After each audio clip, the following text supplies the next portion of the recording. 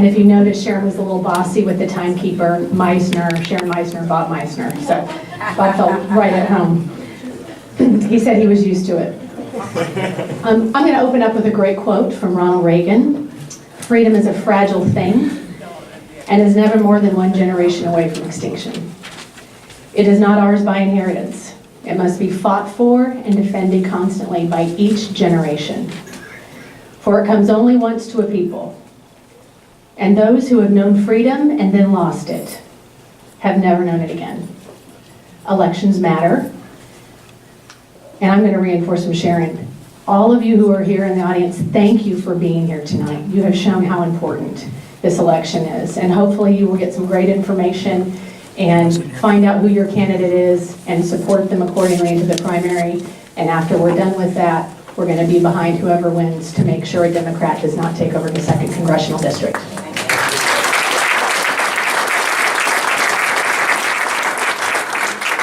So let me walk you through the format for this evening. I'm going to do just a brief intro. Each of the candidates will have a 2-minute opening. Then we will have a question and answer session between myself and the candidates. It's 2 minutes. The candidates have been given a list of questions in advance, and I have selected 5 to 6 that I will pull from and share with them. They will have 2 minutes to answer those questions as well, and then they will have a 2-minute close. So for candidates, you have 2 minutes. Bob here in the front will give you a 1-minute warning.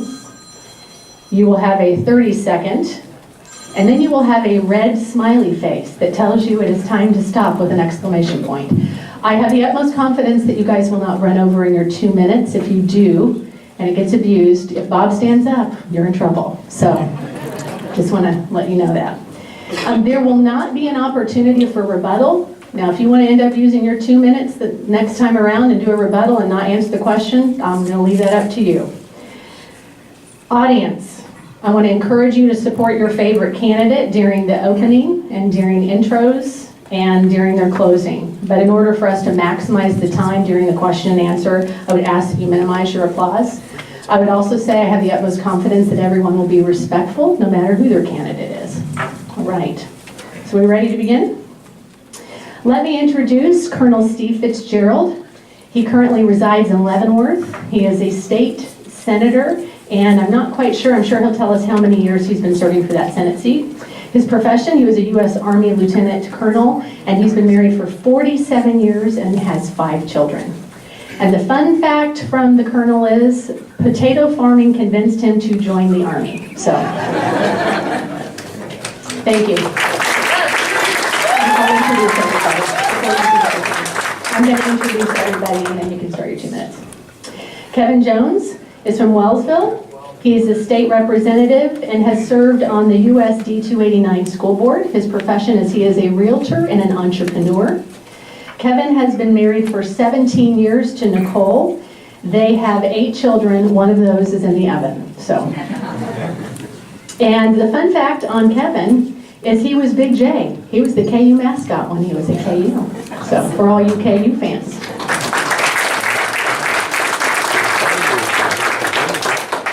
We have Doug Mays as our next candidate. Doug resides here in Topeka, Kansas, and Doug has been a Topeka City Councilman and was the former Kansas House Speaker. He is retired, and he also has been married for 47 years, and he has 2 children. His fun fact is Lena, he said, Lena and I met in English Lit 2 in 1969, and we were secretly engaged 4 months later. Wow, that's a romance novel right there.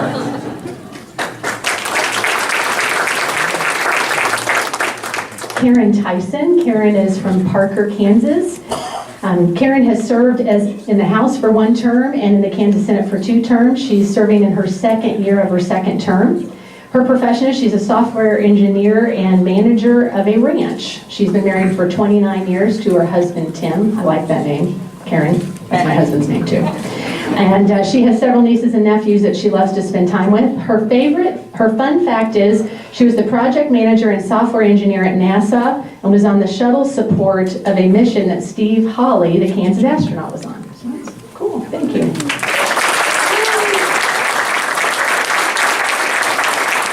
And our last candidate here for the evening is Steve Watkins. Steve is from Topeka as well. He is a small business owner and engineer and a former Army Ranger. And Steve got married last weekend at West Point, New York. So, wow, he's really doing a dive, running for Congress and getting married all in the same year. And they don't have any children yet. I'm sure his parents want children quickly. The fun fact is Steve was the first person to ever complete the Iditarod dog sled race and attempt to summit Mount Everest in the same calendar year in 2015. So, thank you. And we will begin with our questions and candidates. We're going to start with Steve Fitzgerald at the end. Each of you will get the question and be able to answer first for each of them. Oh, before we start with that, thank you, Sharon. We will start with Steve Fitzgerald, and he'll give his 2-minute opening. I'm not sure I can operate this very feedback or something.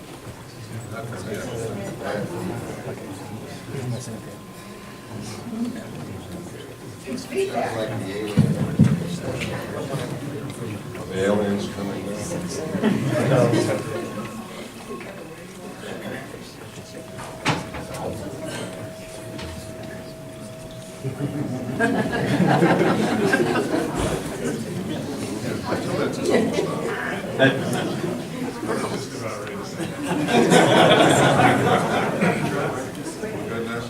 Okay, when do we start?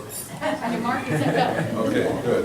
Do my thank yous count? It's part of the, no, in that case, no thank yous. No, I very much appreciate you coming out. Kim made a very great point about people being involved. Self-government is a problem. It's messy. It's hard. The alternative is simply not acceptable. And I very much appreciate your being involved, and we hope in this race to get more Kansans involved, because very frankly, we've got so much at stake. I want to make a point that Donald Trump got elected because of the agenda that he brought to the American people. He brought an agenda that he convinced the American people that he was going to fight for. I don't think he got elected for any other reason, to be quite frank. But I do believe the American people saw his agenda of increased American security and restoring American prosperity, and they decided they wanted that, especially after the 8 years that we had just gone through, where American security was declining rapidly around the world and at home, and our economy was in the doldrums or worse. I'm running to keep Congress Republican and to help make it a partner on behalf of the American people for this president, so that we can achieve as rapidly as possible that agenda, so that we can restore American security, and that we can again have American prosperity the way we should have, by getting government to do what it should do and stop doing what it shouldn't do. I would appreciate your support in that, and as we go forward, I'll make more information available concerning myself. I have been in the Army, as been mentioned, joined as a private, retired as a lieutenant colonel, spent my time in infantry and special forces, served around the world, including 3 years in the Pentagon and at the Command and General Staff College. And yes, I was a farmer briefly, and it did convince me to join the Army. Thank you very much.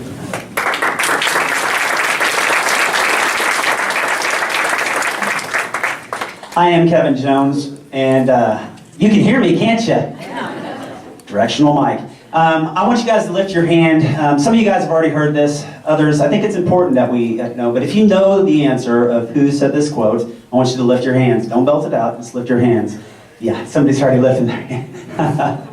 Our Constitution was made for a moral and religious people. It is wholly inadequate to the government of any other. Yep, I already see some hands. Yeah. Who was it? Nope. John Adams. It was John Adams, exactly.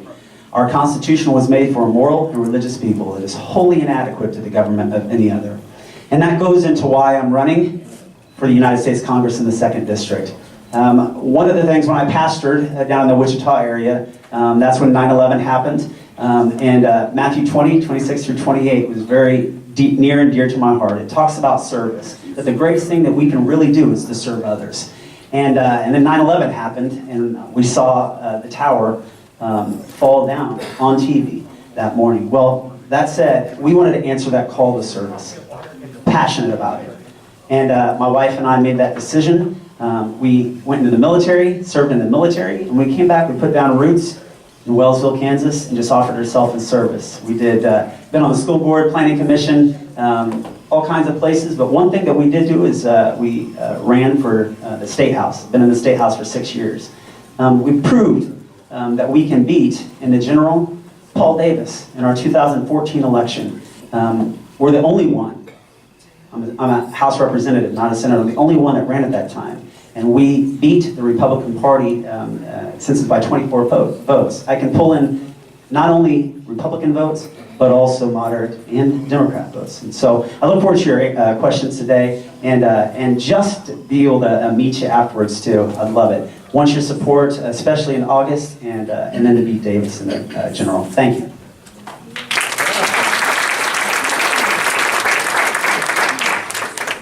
Good to see this many people here. Can you hear me okay back there?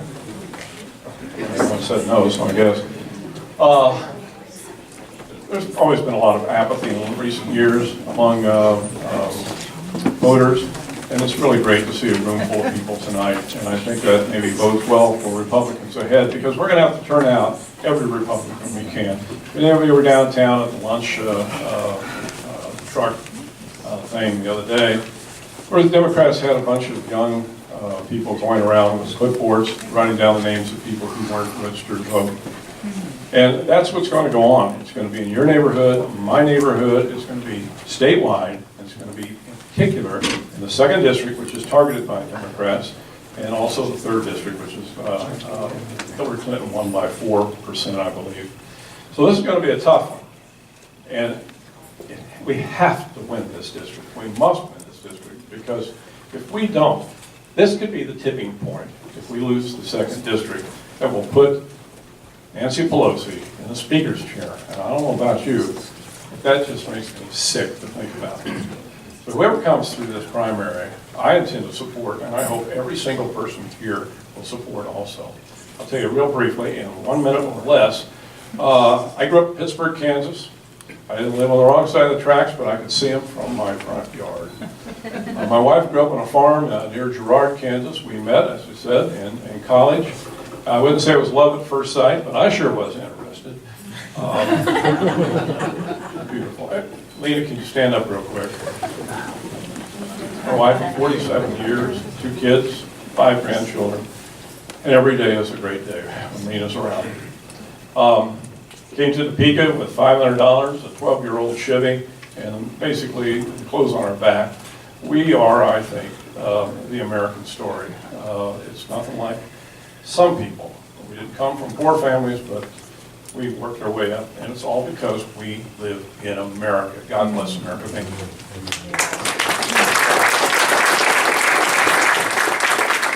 Well, good evening. It's good to see you guys out here. I'm glad you came out. I'm excited to tell you how I will represent you in Washington, D.C. This seat is so important and critical. When Lynn Jenkins decided not to run, I used to be the 2nd District Chairman. Quite a few people called and asked if I would consider running for the seat. My husband sat me down and said, Karen, nobody will work harder or stronger than you will and represent the 2nd District better than you. And so here we are tonight. I look forward to the questions. My platform hasn't changed. I served in the House for 1 term, and this is my 2nd term in the Senate. Platform hasn't changed. Limited government, individual freedom, traditional values, and economic development. It's that simple. We need to keep it simple and get it done. You know, when I ran for office, I ran against wasteful spending, and boy, do we have the wasteful spending at the federal level. I've had success at the state level getting rid of some of that wasteful spending. I want to take that effort to the federal level. I'm a software engineer, a rancher, a project manager, a diverse background, extremely diverse background. And that, with my legislative experience, makes me the strongest candidate for this seat.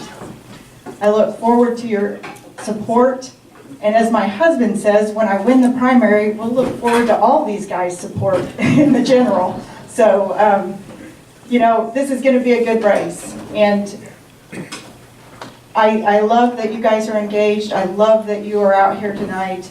I see so many friends and family.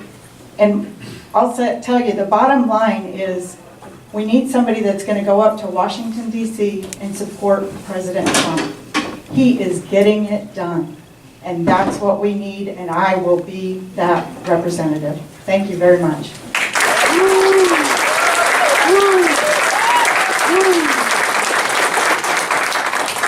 Thank you very much. My name is Steve Watkins, and I've been looking forward to this night for a long time. Thank you for being here. My story begins 6 generations ago when my ancestors pushed west in horse-drawn carriages, and they settled here in northeast Kansas. And over the ages, we were ranchers and farmers, cowboys and soldiers. I'm an engineer and a dog sled racer. I was an Army officer, a mountaineer. I'm certainly not a politician or even a lawyer. But growing up, my family, my mother and father are here tonight. Thank you for being here, Mom and Dad. We sat and they taught me the values of hard work, honesty and integrity, patriotism, freedom, traditional family values, religious faith.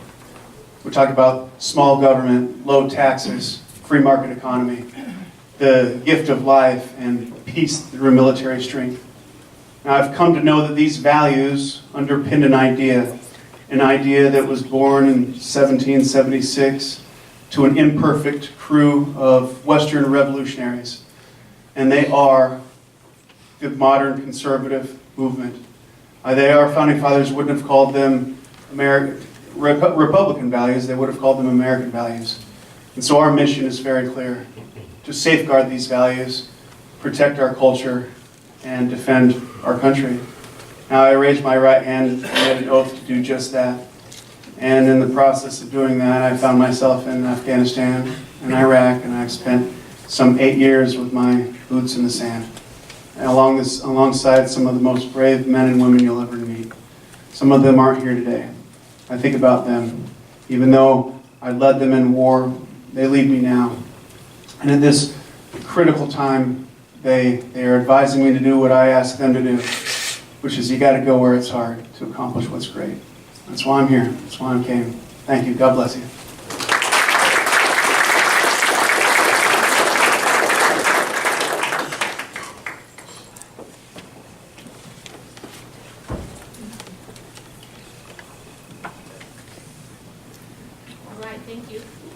Thank you for those introductions. Question number 1. Following the use of chemical weapons in violation of international law, do you support the use of military force against Bashar Assad's government in Syria? And if so, do you believe that the president needs congressional authorization to do so? Well, American security and the protection and advancement of American interests is always the first consideration. And that is why Congress recognized that the president must have the capability to act quickly, but not necessarily get us deeply involved, and why they passed the War Powers Act in 1973. I believe that the president's action in this case was well within the War Powers Act. And we may dispute whether or not the War Powers Act was a good idea, but that is the law, and it was passed by Congress over a president's veto. So it was obviously the will of the Congress that we would operate in that way. I believe that Assad's use of chemical weapons, this was not the first time he had done it. It was not the first time that he had been warned not to do it or there would be consequences. He was in violation of international law. And I think that the fact that President Trump did struck decisively and well, with great accuracy, on those parts of Assad's military that were involved in that chemical attack. And he did it with our allies, with the French and with the British as well. I think that sent the message, and I would hope that message would be understood, that such violations of international law cannot be tolerated, and that we and the other civilized countries will not permit that to happen. I think it was well within American law, and it was certainly what we needed in order to have international law be upheld. I think it was one of those things. There is nothing in the application of military force that's pretty or nice. But it needs to be quick, decisive, and legal. And I think this was. Thank you.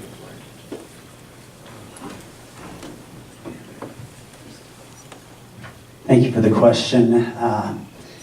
Security is of utmost importance, and that's ultimately what this question is getting at. Maybe with a little bit of a hint at, is the U.S., do we have a responsibility to police the world? And if we do we have to get permission from Congress, essentially, or does the president have to get permission from Congress?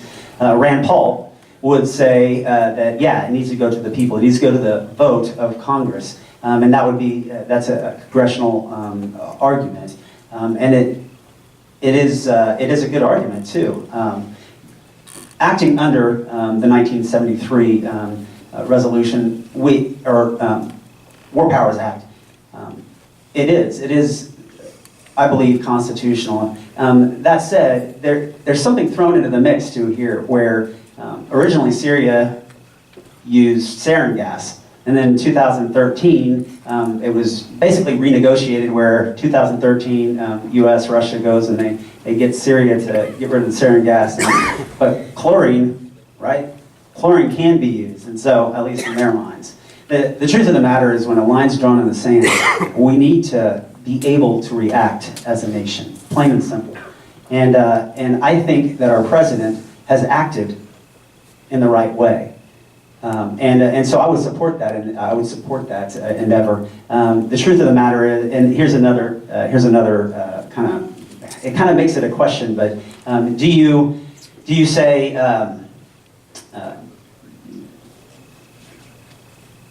we're going to act right now, or do we get permission from Congress?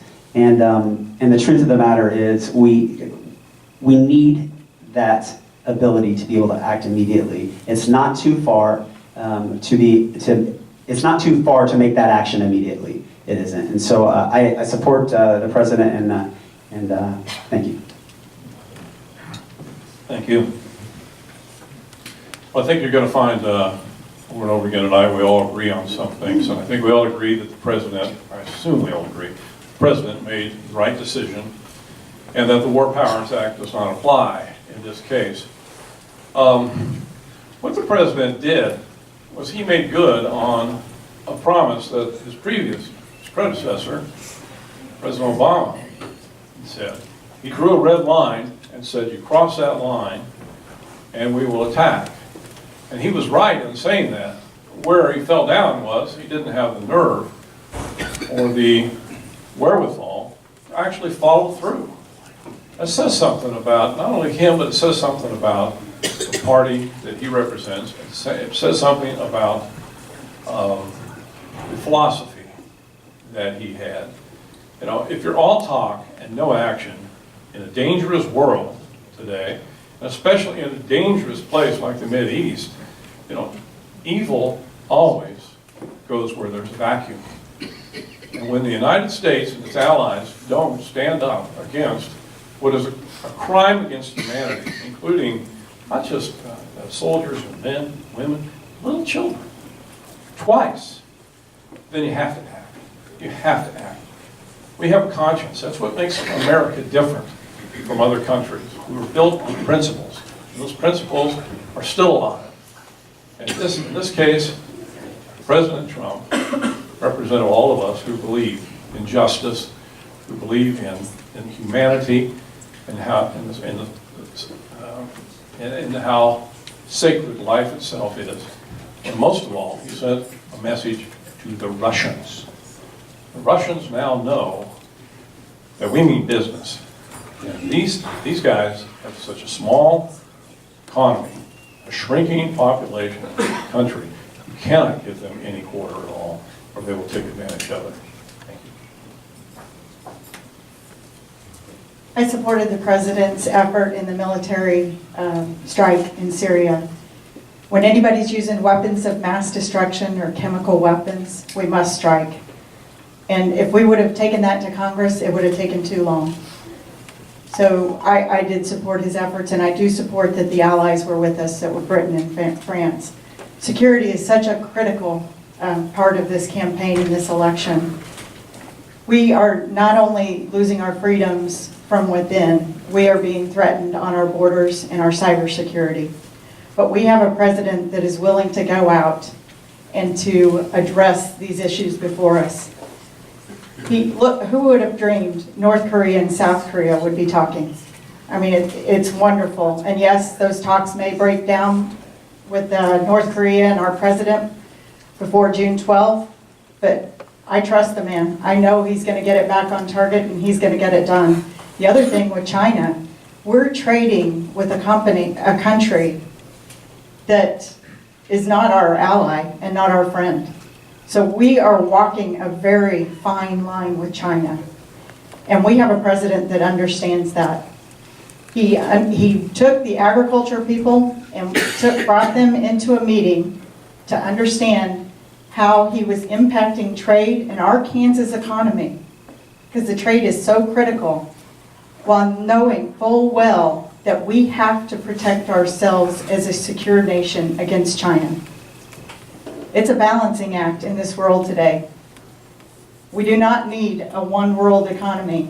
We need a United States economy, and we need to protect our nation, and we need to be able to trade with our friends and allies. And I support the president when he struck in Syria.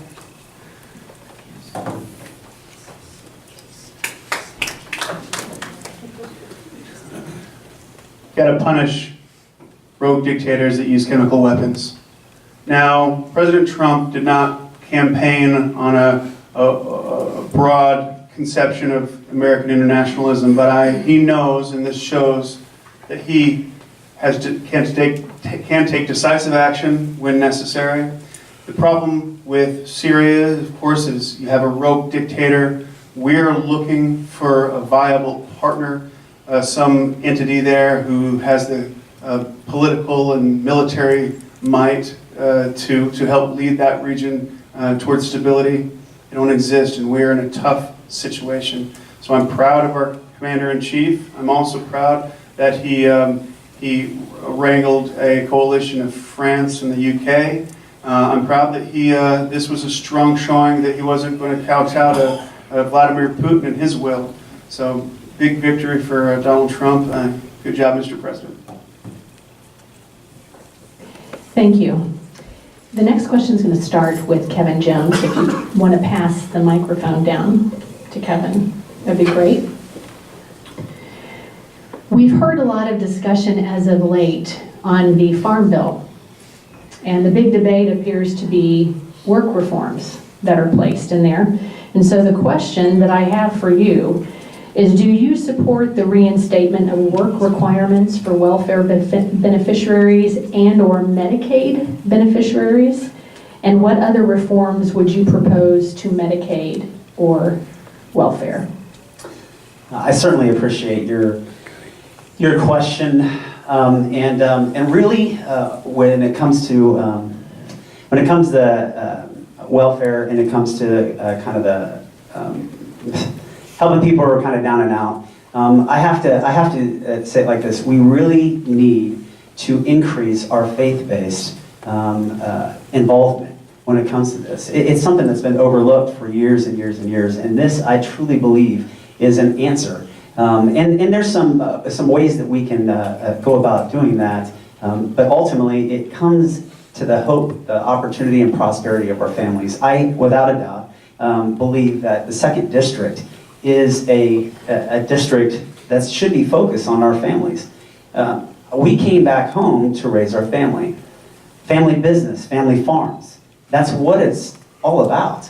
And ultimately, the degradation, the dissolving of the family at its very core is what will tear us apart. Not just the 2nd District, it's our nation. And so that said, one of the things that we can do is to allow and get out of the way of faith-based organizations. What we need is communities, we need families, we need these groups, nonprofits, that can come in and can actually meet those needs, and not just meet it for, these entities, these programs have been based on how many people we serve versus how many people we get out of welfare, how many people we actually get back on their feet. That's not success to see how many people we can serve. Success is to see how many people that we can get back on their feet. So when you have faith-based organizations, faith-based groups that can come in and begin to help people and create communities that get them back on their feet, that's what we need to do. And that's where we need to put our focus.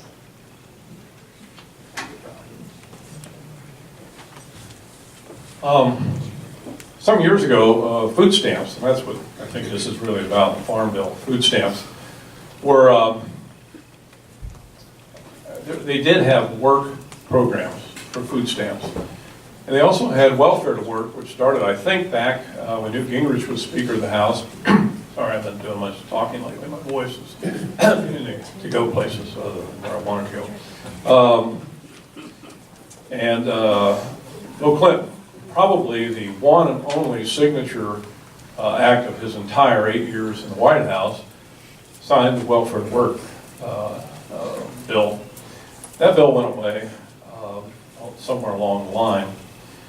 There are a number of states that have asked for exceptions from the federal government to allow them to institute a welfare to work type program with food stamps in particular, and they've been denied.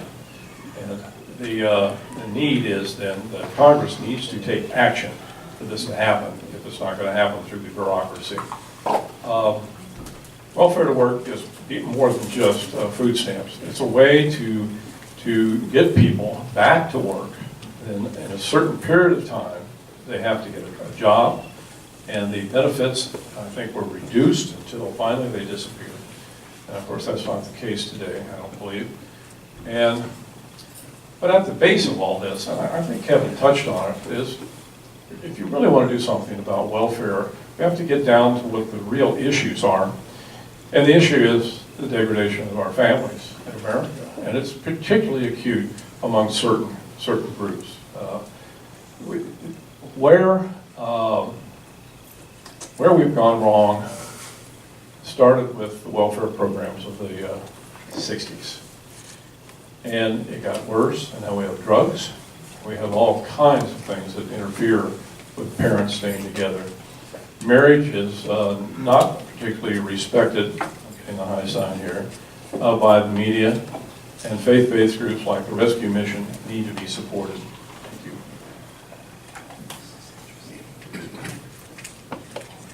Well, the Farm Bill is critical to Kansas. It impacts our economy. It's important that negotiations going on now. I do support work for welfare. In fact, I supported that legislation at the state level. At Kansas, we passed legislation that would require individuals to work if they were able. The other thing we did was we put in a check to make sure that you are the person that you are. In fact, it was my amendment that went through to electronically check who you are when you apply. So let's stop the fraud and the abuse on those systems. That's a majority of where the waste is. The fraud and the abuse on the welfare systems. So let's use the technology that we have today and save the federal government tons of money and get the resources to help where it needs to. And I'll touch on that. They said that where we broke down, well, I'll disagree a little bit. I think where we broke down was we took God out of the schools. We took the Bible out of the schools. We're able to teach other religions in the school, but not Christianity, and not allow prayer. So I think we've broke down as a society. Our government, if you look at our founding fathers, our Constitution is based on God, freedom, and our country. And we need to get back to those basics. That's where we've broken down. And so just get rid of the fraud and the abuse, the waste, and with the Farm Bill, I'll also touch a little bit, you may not know, under USDA is TSP, the Federal Retirement System. That system has made more millionaires than any other system. Why we are not modeling Kansas and/or Social Security after a system, a retirement system that is that successful is beyond me. So we need to take a look at that system and USDA and how they're doing that right, and all the other good things that USDA does. Thank you. In 1935, Franklin Roosevelt at the State of the Union said the following: that continued dependence on government support induces a spirit and moral disintegration fundamentally destructive to the national fiber. To dole out relief in this way is to administer a narcotic, a subtle destroyer of the human spirit. So yes, I fully support work requirements, and I'm glad that there's a 20-hour per week work requirement, SNAP requirement in the Farm Bill. I would go a step further and say you could also add drug testing to that as an example. Now, we as Republicans, we are far more generous than our Democratic counterparts, but the irony is they would try and sell young people the exact opposite. We live in the freest, richest, most prosperous country in the world, and it ain't even close. All right, and all you need to do in this country in order to avoid sustained poverty is three things: graduate high school, get a job, and don't have a baby out of wedlock. All right, that's all you need to do. And I think most people are capable of clearing that. So these safety nets are designed to temporarily help out, just temporarily help out people so that they can get back on their feet and move forward.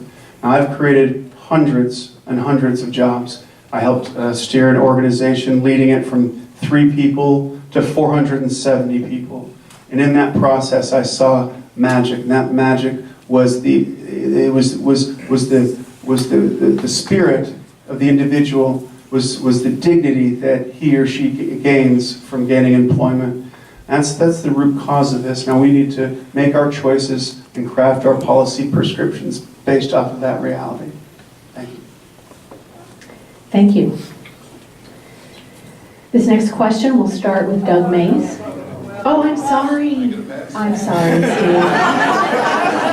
You're going to keep me honest. He did it every day at the Capitol. That's right. I know it's hard. We're all in gray. 5 shades of gray.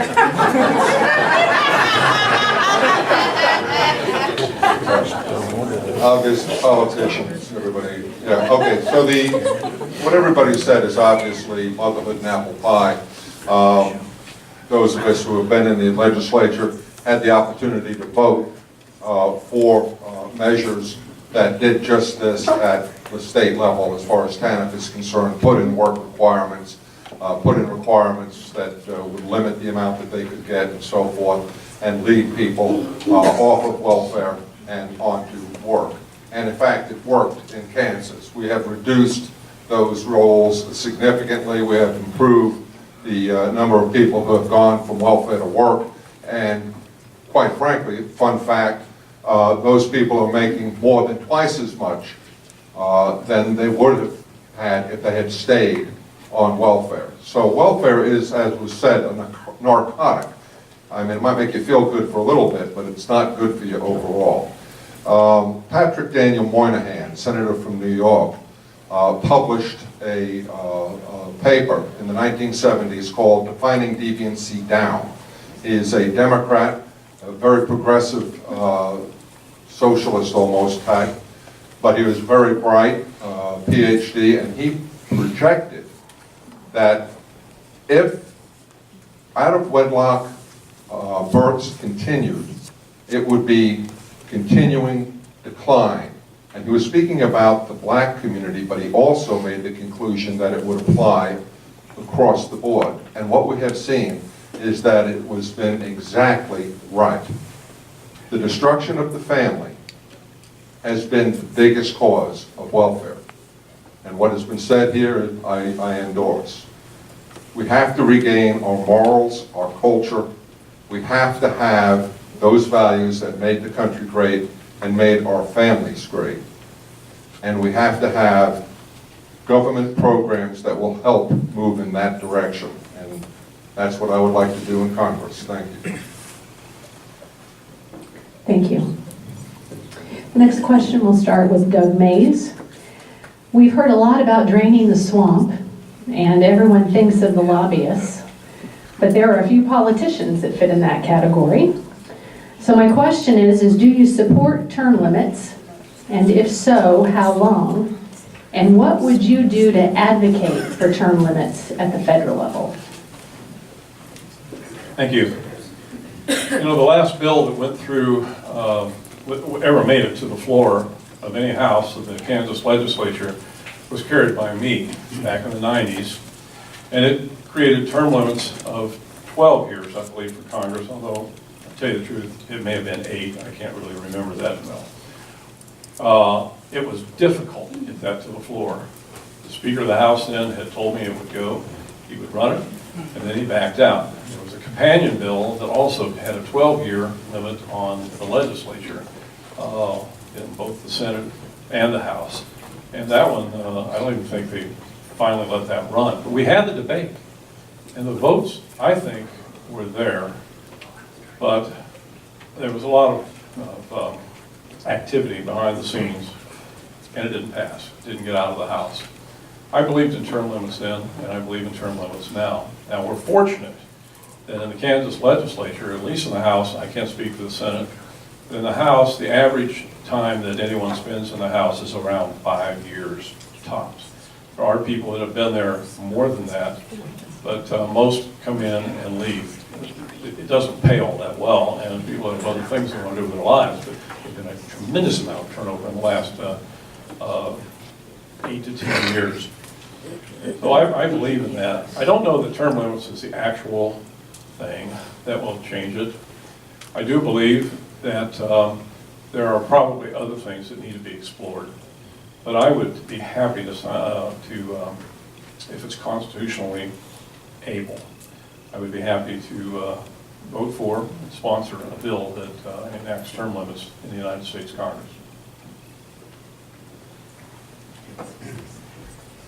Yes, I support term limits. In fact, I'm the only candidate that serves on a national committee that is working on an Article 5 amendment. There's 2 ways to amend our Constitution. One is to originate through Congress. If I'm elected to Congress, I will work in Congress to push that amendment forward that supports term limits.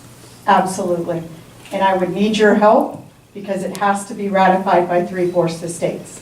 If we could get that, and I think we can, I think a majority of citizens want term limits. We're tired of career politicians.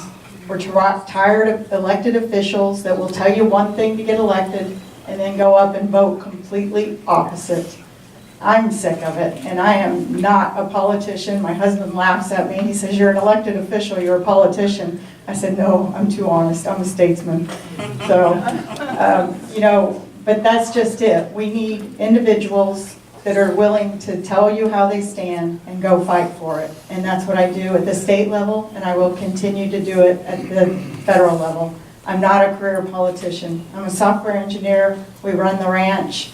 I have a bunch of hobbies, but I am passionate about what is happening to our state and our country. We have been going down a path that we cannot continue on. And I am willing to stand up, and I'm asking you to stand with me to fight against that path and to get us on the direction that our president has been taking us. We need to make that path for our nation so that we will be the great nation that we once were and that we know we can be.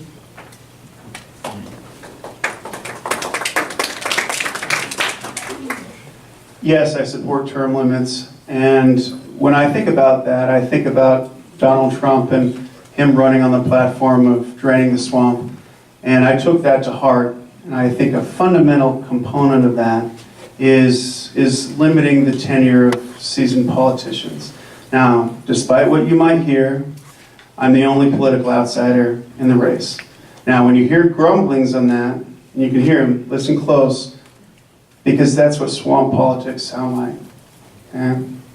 I love the fact that I'm a political outsider. I love the fact that we are serving, we reside now under the tutelage of a president who also was a political outsider. And so if you are pleased with his performance, if you are impressed with the progress that he's made with North Korea, with Justice Gorsuch, with simplifying the tax code, with simplifying regulations, I was an outsider. Fresh ideas matter. Fresh ideas are what could help win the election in the general, and I look forward to serving you as the only true political outsider. Thanks.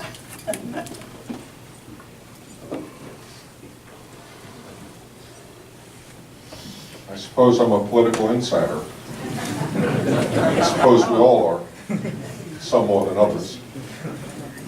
Those who have served in previous positions in school boards, I served on a school board, and served in the House of Representatives or served elsewise, I don't think that is lost.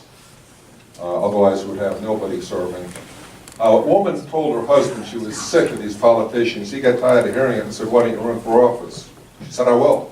She went down to the print shop in the mall, had a bunch of flyers made up, walked out into the hallway in the mall, and the first guy going past, she handed him a flyer, and he looked at it and he says, "I'm sick of politicians." Okay, tenure. We heard 5-year average. Why 5 years? Because you qualify for capers in 5 years. Okay, I don't take capers. I have not signed up for capers. I'm not going to get any capers benefits. I don't want any benefits. I didn't come here for the money. I didn't come here for the retirement. And I don't intend to go to Washington for the money or for the retirement. I'm here to serve. That makes me an insider, fine. But I've been a pain in the butt to a lot of people who really are insiders. Okay? Yeah, we need to have term limits. And the best term limits we have is when people tell you that they are only going to serve for so long, and that's as long as they serve. And the voters have to hold them to it. I have signed a pledge that I will not run more than 3 terms. I've signed the pledge. And oh, by the way, if you really want term limits, elect older candidates.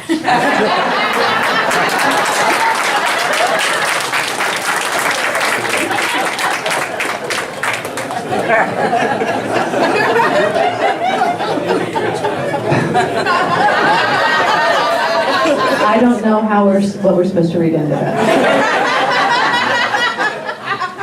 Wise words, thank you, sir. I have also signed the U.S. Term Limits Pledge, and there are those that are setting up here that are running from a safe seat. I am not running from a safe seat. This is my 6th year in the Kansas House, and I am term limiting myself in the Kansas House. A lot of people take that, politicians, if you will take it. And I go off the second definition. If you Google politician and look at the different definitions, one is those of us who hold an office. The next definition is more derogatory, and it says one who uses deception and manipulation basically to achieve another level or gain.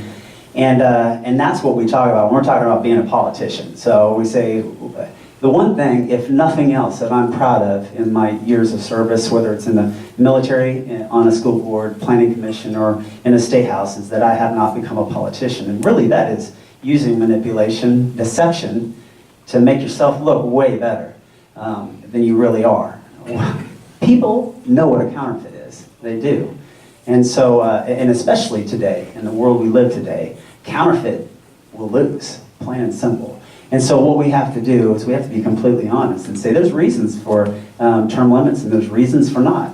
Honestly, there are people in the Kansas South that have been there many, many years. And they bring a lot of insight and understanding that I wouldn't get. I would have to rely on staff, paid staff, to understand those things. And so it's not saying that that is a good thing, but we have to look at both sides of it. Me personally, I believe in term limits. I believe it should be like George Washington, where you term limit yourself so we don't have a king.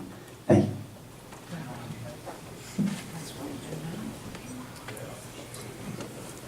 All right, the next question will go to Karen. Religious liberty has gone from a universal principle of freedom to a highly controversial idea under attack. What threats do you see to religious liberty, and how would you work to protect this freedom for all Kansans and Americans? Our religious freedom and liberty is under attack. And as I said earlier, our Constitution and our government, the foundation was God and religious freedom. And all we have to do to look and see how it's under attack is one of the main bills that passed legislation, Obamacare. It pays for abortions. It forces companies to provide birth control to their employees, even though it's against their religion. I mean, that legislation should have never passed. It's about our freedoms and protecting our freedoms. So I will fight to repeal Obamacare. It's hurting our small businesses too, besides all the other things negative that it's doing. And I will also fight that we keep saying separation of church and religion, but why is God mentioned in our Constitution? That's who we are. That's who our foundation is. My father-in-law introduced me, and I'll mispronounce this, but to de Tocqueville. It's a French philosopher, great philosopher. If you haven't had a chance to read him, he said that our nation will be great as long as we have a moral compass.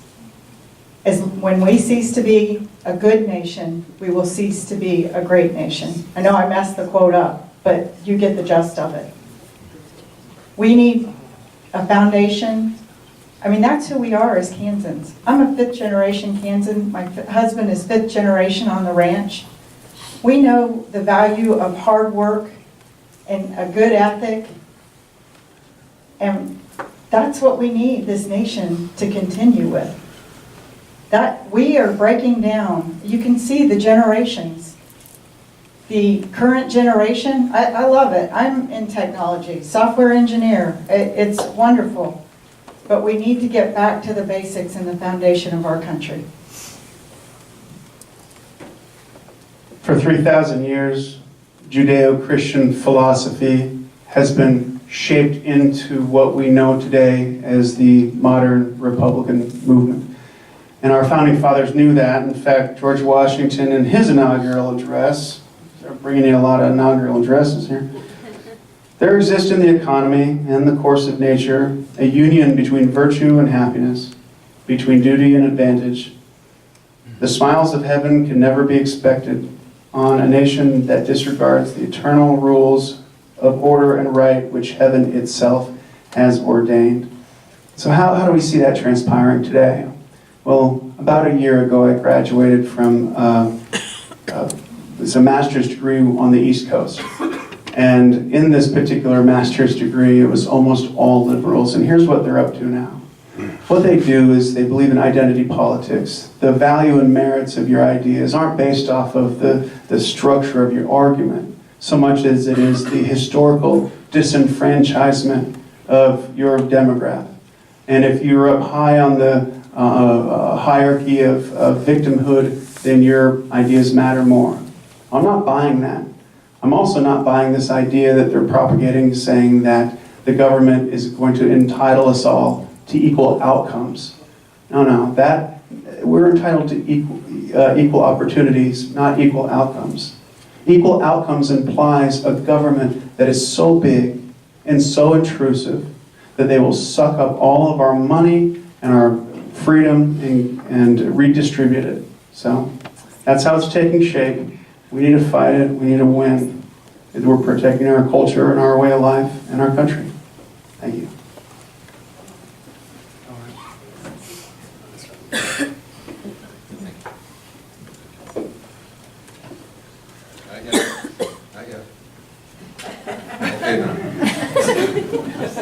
I appreciate that everybody is seeing this so clearly. God is clearly mentioned as the creator from which we get our rights. That's in the Declaration of Independence. Unfortunately, God is not mentioned in our Constitution. I think that should have been. It would have helped with the Supreme Court and some others lately. The sentiments that have been expressed already, I endorse. We all pretty much saying the same thing. Now, the religious freedom, I carried the campus religious freedom bill, and I argued it in both the House and the Senate. And it passed. And it was necessary to protect organizations, religious organizations on campus. We'll get into details after if you're interested. But it was very contentious, and I was opposed significantly by that. The faith-based adoption agency bill that just passed last month just made it through pretty well. I fought hard for that, and I took a lot of flack for that. I've been taking heat for standing up for religious liberty for years. I think I am the one who is getting most of the flack over religious liberty. And where you get most of the flack is when you're over the target. And I believe that what's been said here tonight by the other candidates is exactly right. We are slipping away from our Judeo-Christian values, and we are seeing the problems that come from that. And to say that, as was mentioned by the previous candidate, is something that is not tolerated by many in the media and many in our other party. Remember that other party? They booed God at their convention. That's what we're up against, folks. Thank you. I appreciate that too. We are one nation under God. We are one nation under God. Thank you. We are one nation under God. I have a unique perspective in this whole situation, being an ordained minister, being one that could be taken to court if I don't marry a certain couple. I can tell you stories on the ground of figuring out ways of how can I not do, I'll do 6 months of premarital counseling, whatever we have to do. We can see how the values now are hitting, they're coming to a head in the nation. And it's coming to a head in such a way that it's a war over words, love. We don't necessarily understand love. Love is a covenant. It's a commitment. All the feelings and all that stuff is gravy. I love my kids. And if one of them's standing out in the road and they're going to get hit by a car, I will kick that kid. I will hit that kid. I will push that kid out of the way because I love them. Now afterwards, they might be really mad and upset that I did that. But I love them, and I'm committed to them. To say that I hate, that I'm committed against somebody because I disagree with a lifestyle is just wrong. I love you enough to tell you it's wrong. And here's what's happening. All this has come to a head, and it's come to a head in our courts.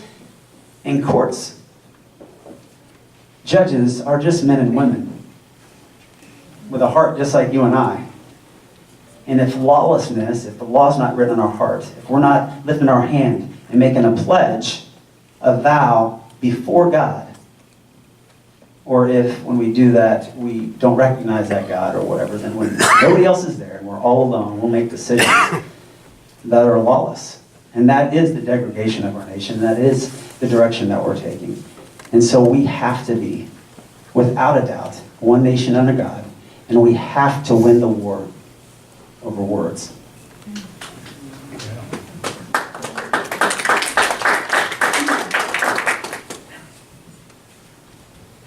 Everybody knows that the Second Amendment is all about speech, among other things.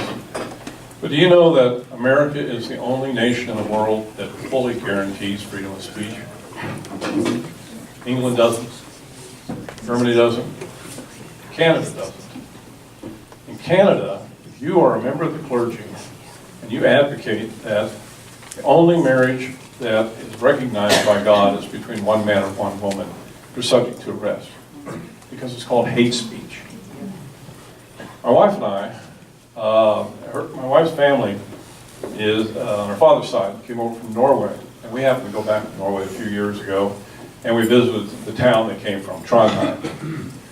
In the middle of Trondheim, there's this big, beautiful cathedral we went there thinking, gosh, isn't this nice? This is where her ancestors' baptisms took place, maybe marriages, a lot of graves around the outside of the church, maybe one there. So we went there thinking, this is the church. Wouldn't it be great to go there for service? Guess what? It's a museum now. Less than 10% of the people in Norway are Christians now. It's gone downhill that bad. That's where we're going if we don't do something or stop the flow in America. Because it started in the schools. Well, it started with Madeline Murray O'Hare. Remember her? Oh, did you all know that she was murdered by her son? Yeah, well, a lot of value in that family. But started there. Prayer came out of the classroom. Then the anti-religious sentiment and teachings made its way into universities. Now it's in the press, and there is an effort to remove everything, to totally secularize our country by taking away any references to God anywhere. And I'll tell you what, when that happens, if it happens, we will lose God's blessing on this country. And we're in more trouble there than we can ever imagine.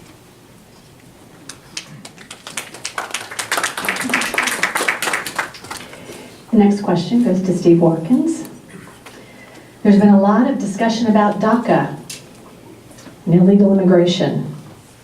What is your position on DACA, and what other reforms would you seek on immigration laws? Sure, thank you. First, build the wall. Now, I'm an Army engineer, and as such, I understand the concept and philosophy. I designed, built, oversaw walls in the battle space, and they're not that controversial. They're not even a lethal tool for us warfighters in war, and it's been politicized, of course. And so, step one, build the wall, and wanting to, and then step two, identify any undocumented, and then they go to the back of the line. If you've committed any sort of felony, then you're out. All right, and then you don't get to cut in front of anyone who is here trying to do it legally.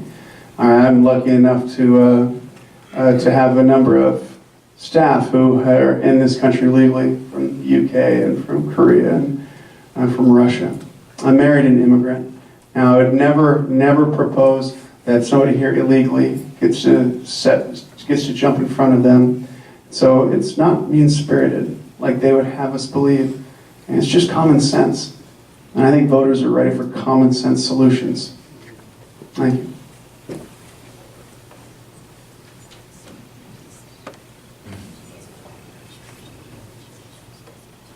First, enforce the law. The biggest problem that we have with our immigration is that we failed to enforce the law. If we had enforced the law consistently, we probably would not be anywhere near the problem that we're in right now. But we are. The DACA, the Deferred Action Against Early Arrivals, early childhood arrivals, we've got a problem here that the American people, being as kind and generous as we are, we look at a situation where children were brought into this country by their parents, and now they've gained maturity, and what's to be done? People say they have no culpability because they did not, in fact, commit a crime. They were brought in. But yet remaining here is a crime. So it's a matter not of punishment, it's a matter of correcting status. And the way that we have in our law to correct status is that you must return to your country of origin and apply for a visa. Now, we have a little culpability because we did not enforce the law as we should have for a long time. So I would advocate that we would allow them to apply for a visa where they are now. Doesn't mean you're going to get it, but you can apply. And your entire record here and elsewhere will be taken into account, just like everybody else who applies for a visa. If you don't qualify for a visa, you're out of here. If you do qualify for a visa, you can get a visa, a student or work visa. And then, if you can continue to qualify, you can apply for resident alien status And if you care to, after that, in a number of years, you could apply for citizenship, just like everybody else. But I don't think they ought to go to the front of the line, as was mentioned by the previous candidate. I think they ought to be accepted in line with all of the other visas that are being taken in. We need to regularize this and get it back in line. And I think we need to do that as quickly as possible and stop this problem, enforce the law.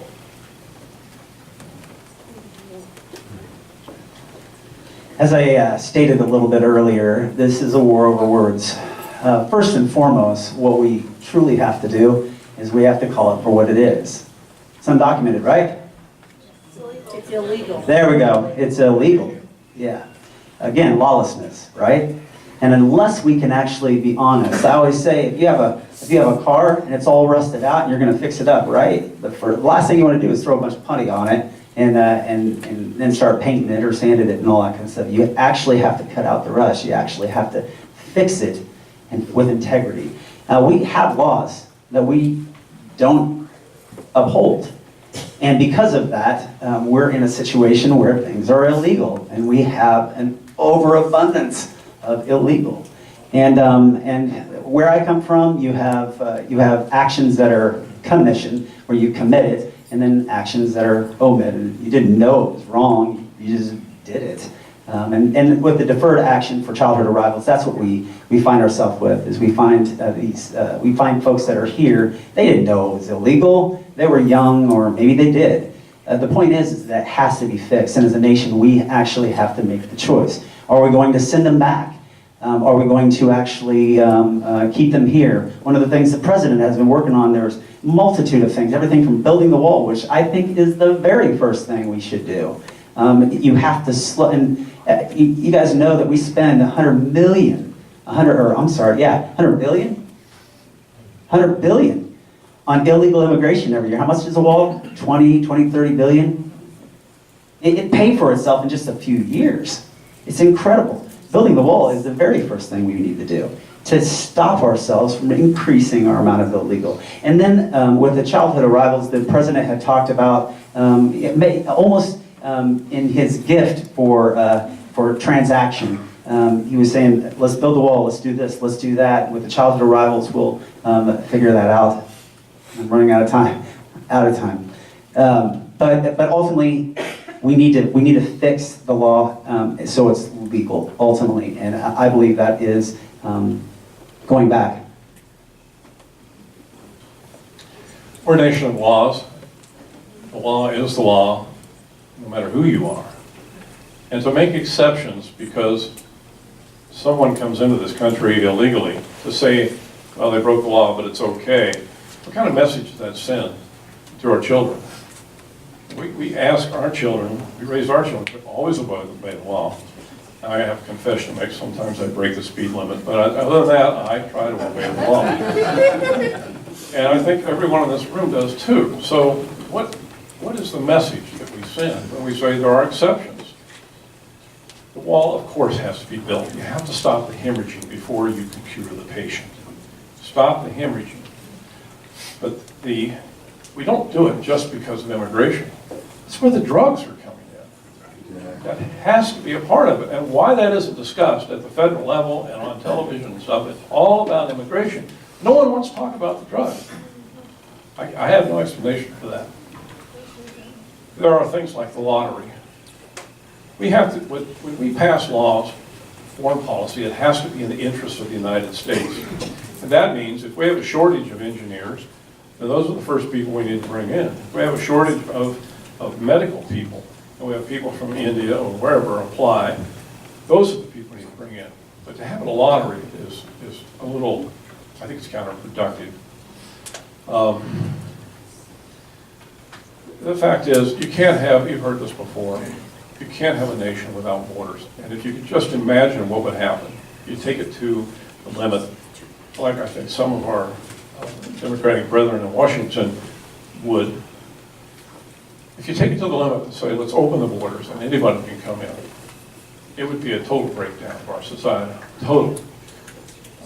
My wife's family immigrated, my family immigrated a long, long time ago.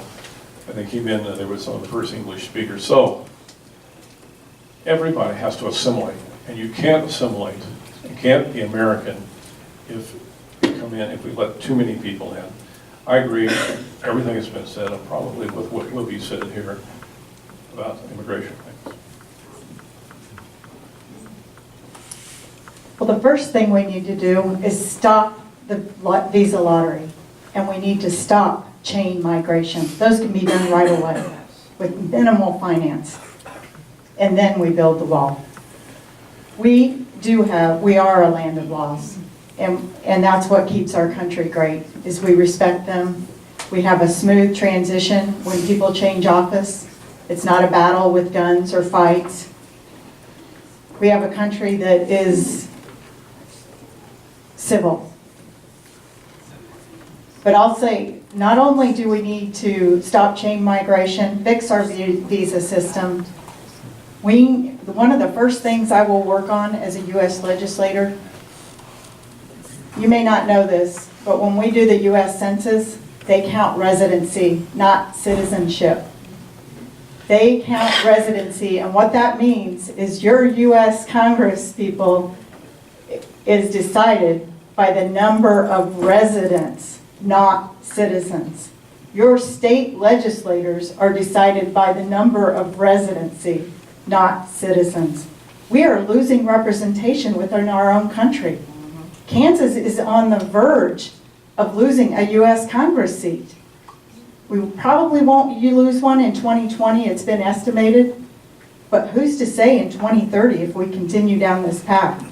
So as a U.S. Congresswoman, I will fight to make sure that that U.S. Census count is on citizens, not residency. I will fight to stop chain migration, the visa lottery, and you may not know, but I did my master's thesis on the H-1B visa program. I'm very familiar with our visa system. We need to fix it. It's broken. And we do need to enforce the law. And I will work diligently to make sure that that happens.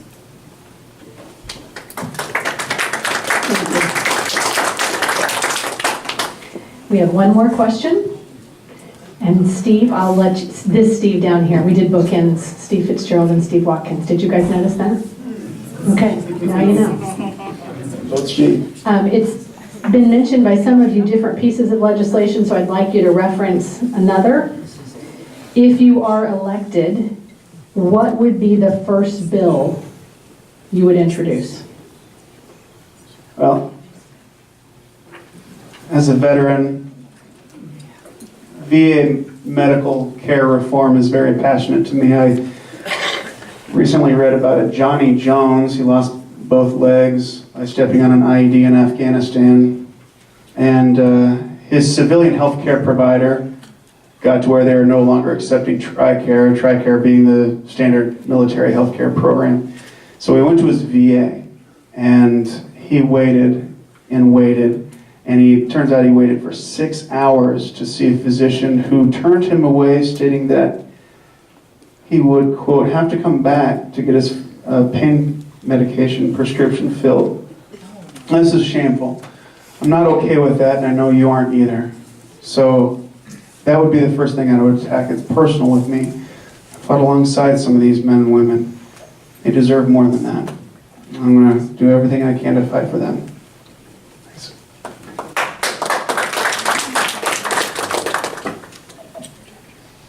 I very much appreciate previous candidates' sentiments on that. As a long-term VA patient, as commander of local Veterans of Foreign Wars, I think the VA does a great job, to tell you the truth. I think the bureaucracy is terrible. It's a problem. It needs to be fixed.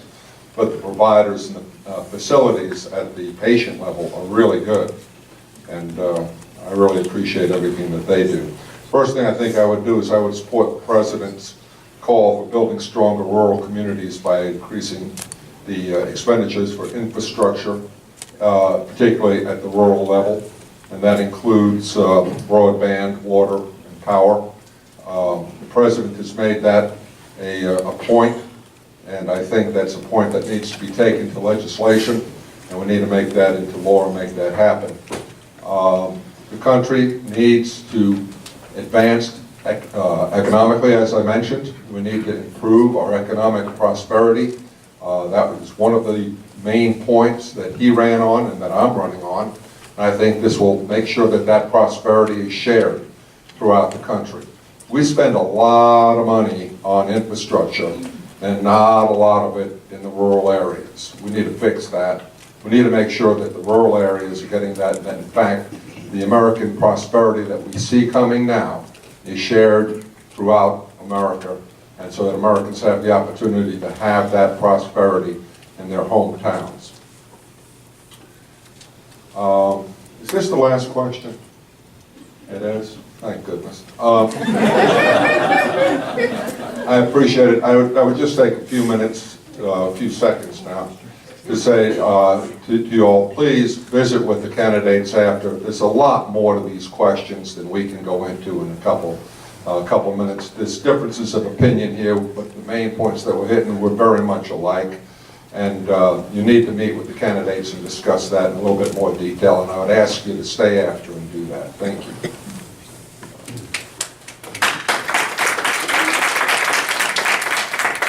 Appreciate that.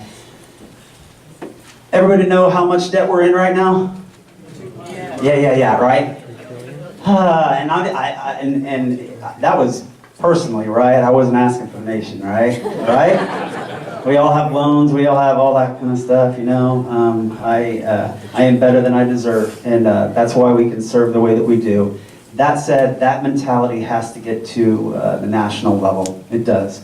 When I say that, what I mean is debt is gripping us, and it kills our hope. It kills our opportunity, and it kills our prosperity. It hits the families right where they're in need, and then you find families that are just hurting, right? And so the first thing that I would introduce and push for hard is the balanced budget amendment. And you go, oh, okay, come on, man. That can't be done. This is something that we have to do. When we're $21 trillion in debt, and 7 months ago we were $20 trillion in debt, our deficit spending is absurd. So while we're working on that, letting that marinate, hopefully we can get that passed, if you will. We need to work on funding for Planned Parenthood. We need to get rid of it. There was a time that was pushed through the House and went through, and it didn't pass the Senate. It didn't get the 61 votes that were needed in the Senate. We have to focus on those details in our omnibus budget that just went through. A couple things that we can do with that. It's funded two different ways: Medicare and Medicaid reimbursements, and through the family planning funding. And there's discretionary funds that the executive branch can actually do with that. And that being said, Reagan actually separated the physical facilities for abortions and just other services. If our president did that, then you couldn't do abortions in the same places that you could do the other services. And so you can actually, there's ways to defund Planned Parenthood and bring it down. So that's ultimately, that's a direction that I would move initially. Yeah. Well, congratulations, you stole my thunder. I do believe that the balanced budget amendment is probably the thing that we have to have. Congress apparently cannot control itself. I thought under this president they could. The budget they passed was an abomination. It just made it worse. We had to have spending for military, but beyond that, please. If you've known anyone or had the experience of having a lot of credit card debt, I had a member of my family, not my immediate family, but it came to me one time and they said, we're just in debt up to here, and I looked at the credit card debt and oh my goodness. It goes, it comes along like this, and you make the minimum payments, and then it starts going like this, and before long it goes exponential. That's what's happening with our debt, actually. It's about to go exponential. When it goes exponential, when we start having to pay the debt, more than we can pay down the actual debt, pay the interest on the debt. You know who owns a lot of those bonds, don't you? China. When we get to that stage, I'm not sure where it goes, but I think I can predict one of the things that the government will do is they'll start printing money. Send inflation sky high so that they can begin to pay off the debt with cheap dollars. And inflation is not good for anybody unless you own land and have a lot of debt that you're paying on. Those are the only people that come out ahead on it. But when the inflation gets too big, it will crash and burn, and then we go into deflation. And believe it or not, deflation is worse than inflation. It will wreck our economy. It will destroy any hope that our children and grandchildren can do as good or better than us or our parents. It will bring down the United States government, I think. We have to stop it. When Obama came in, I think it was right around 10 trillion. 10 trillion, and of course they did the big, I just saw got the high sign. I didn't really want to talk about Obama anyway.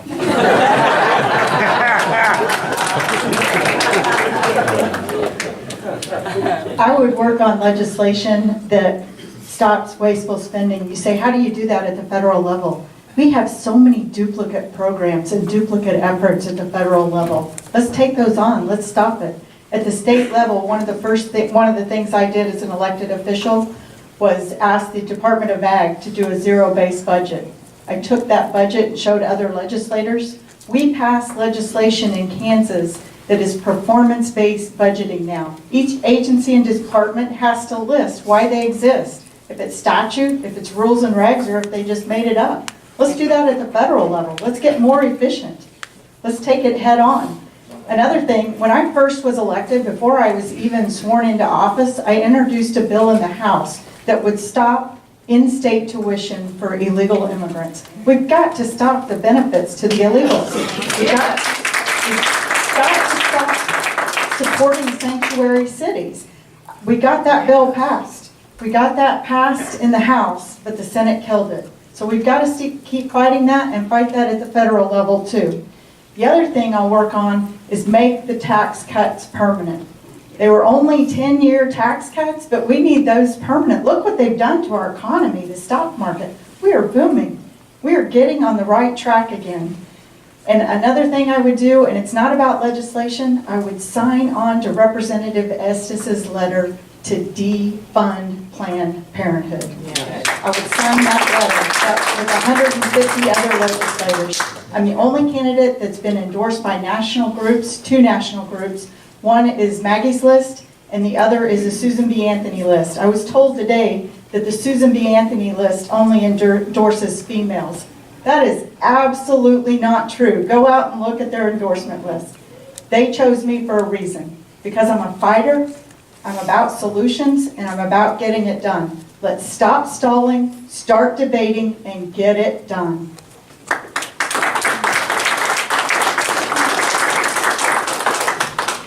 Thank you to the candidates. We appreciate your candidness and your honesty. In the last 2 minutes that you're afforded, we would ask you to give your closing remarks or anything that you did not have the opportunity to share.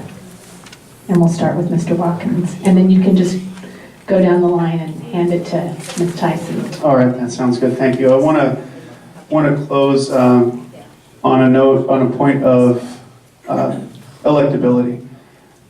You know, Kansas 2nd is a lot like Pennsylvania 18th. Now, I know I'm going to vote Republican regardless of who makes it to the general election. And I know you probably are too. However, it's going to come down to how the persuadables act. In Pennsylvania, they had 2 options.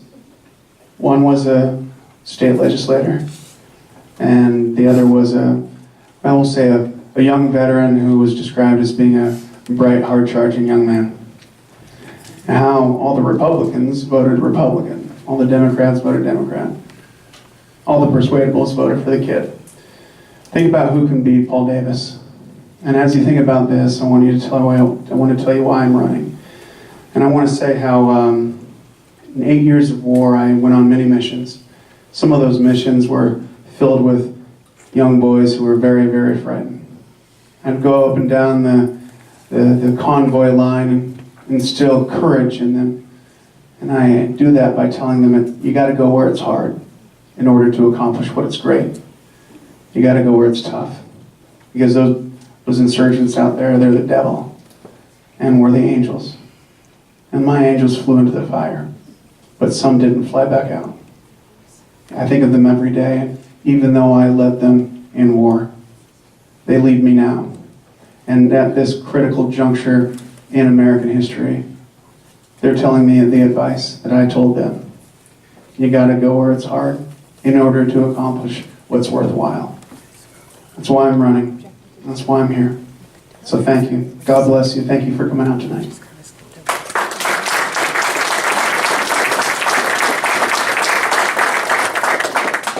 Well, thank you for coming and taking time out of your busy schedules. I'm about solving problems. I'm about taking action and getting results. And that's what we need in Washington, D.C. We need somebody who's going to go support our president. I am that candidate. I will work diligently to represent you and to be, we need somebody that also helps guide you through the bureaucracy of government. Constituent services is one of the biggest things that I do as a state senator. I was reelected with 73% of the vote. That's somebody who communicates with their constituents and works hard for their constituency. And I will do that for the 2nd District in Kansas. I will fight for you. I will fight for infrastructure, security, for tax cuts, for smarter, smaller government. I'll get in trouble with my father-in-law if I don't mention. I have a math degree from K-State, a computer science degree from K-State, engineering management from KU. I've got the business background. I've worked for small mom and pop shops to international corporations. And yes, I have served as a legislator. But you know what? You need that red-shirted freshman in DC. We're not going to have an experienced legislator for the 2nd District. We need somebody that understands the process and knows how to get things done. And I am that candidate. I will work hard for you. And again, I thank you. Limited government, individual freedom, traditional values, and economic development. That's my platform. I'm pro-life. I'm pro-Second Amendment. I'm nationally endorsed by 2 groups. The 3rd endorsement will be announced in a few weeks. I'm excited. I didn't even seek that endorsement. So they can tell you who the front runner is. People are watching this race, and you guys in this room know who the front runner is. I will take the fight to DC for you. I will stand strong, and I ask for your support. Thank you.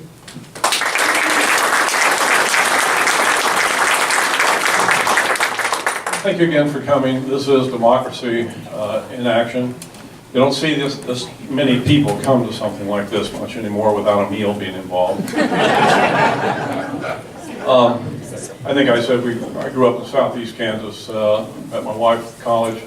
We came here with nothing. We come from humble beginnings, and I think we've accomplished a lot.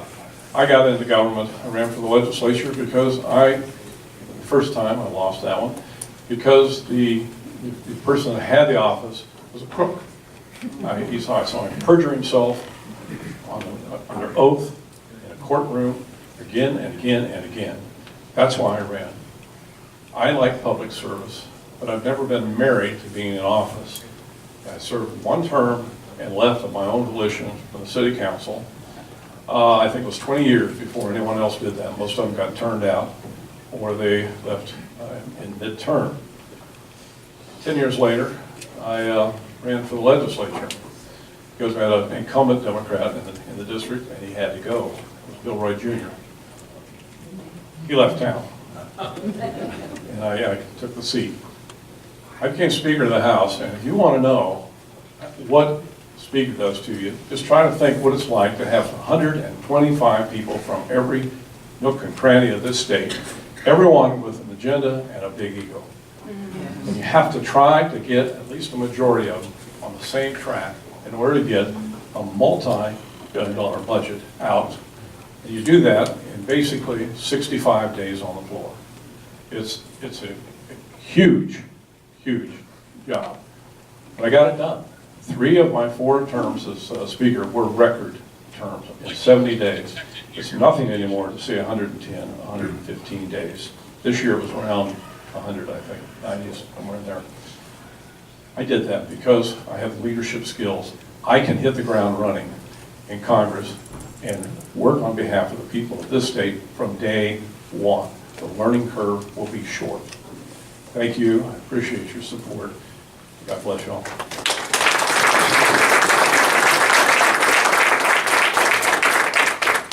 Our Constitution was made for moral and religious people. It is wholly inadequate to the government of any other. We all know who said that now. And I am the faith, family, freedom candidate. I'm passionate about our religious liberty, but with faith, combating lawlessness, fighting it, where it's at, supporting our law enforcement. Because what that really focuses on is it focuses on the issues with opioid abuse right now. I was working out the other night and I talked to one of our officers for 30 minutes about methamphetamines and the need that's there, about Narcan and the uses there. But it also deals with,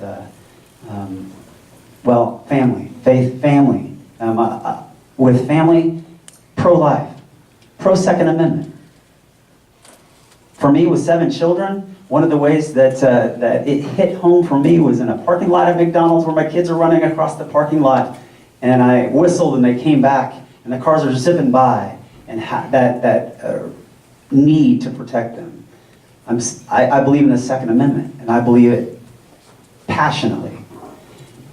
And lastly, freedom. And there's nothing that will get us to the hope and the opportunity and the prosperity that our families truly desire in the 2nd District than getting rid of the deficit spending and the debt.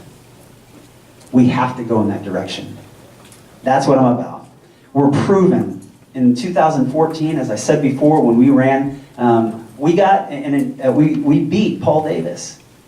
His numbers, we trounced them. It takes a specific electable candidate to be able to do that. In 2016, we had 67% of the vote. And our opponent didn't drop out. I'm telling you, we need a person who's proven. And we are that candidate. I ask you for your support on August 7th, and even more, your support as we face Paul Davis in the general. Thank you.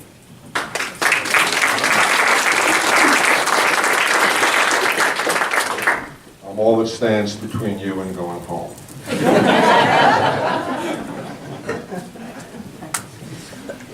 I'll tell you one thing, I'm going to be in favor of the Republican candidate. There's no question in my mind, that's for sure. You've got a lot sought out.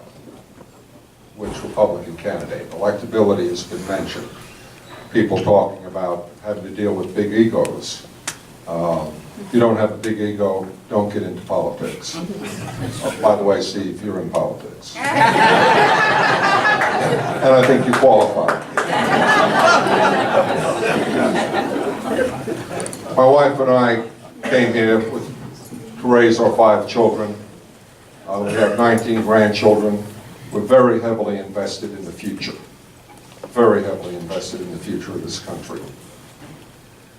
I know what it's like to put a kid through college. I know what it's like to be retired. I know what it's like to live on a fixed income. I know what it's like to get to the American dream, because I didn't start out with a whole lot, and I don't say that I've got a whole lot now, but I've got what I need. And my kids are in good shape, and my grandkids are in pretty good shape. And I'm concerned that that opportunity is not going to be there. When I first ran, I said something about getting from our parents and grandparents something that we have to maintain and pass on to our children and our grandchildren. At that time, I said it was a free state, and that Kansas can't have Topeka as a branch office of Washington, D.C. That was what I ran on, that's what I won on. And I don't think Washington ought to go beyond its britches, get involved with the states have the right and the responsibility to do things. And I don't think Washington ought to be involved in personal decisions where people's individual freedoms have to be maintained. I will stand up for freedom. I've done it. I've got a Purple Heart for doing it. I've got another bunch of other stuff as well. I take a second seat to nobody as far as what I'll do for our country. But serving in office is something that I think anybody who stands up and offers themselves as a candidate needs to be congratulated. And that's in either party, but I do prefer the Republicans.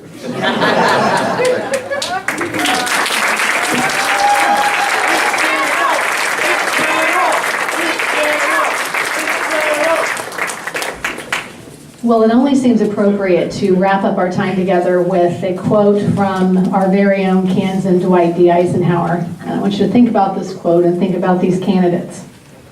What counts is not necessarily the size of the dog in the fight, it's the size of the fight in the dog. So I'm going to challenge each of you to think about who's got the greatest fight in them, because we've got a fight on our hands for the 2nd Congressional District. And I will tell you, the Democrats want this seat. And they are going to be pouring millions of dollars into Kansas.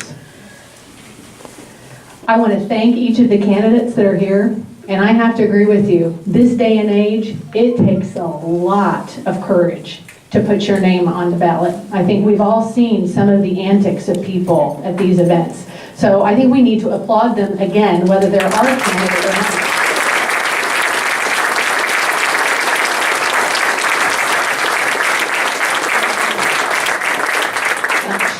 Sharon is going to come and give kind of an overview on how we're going to wrap up.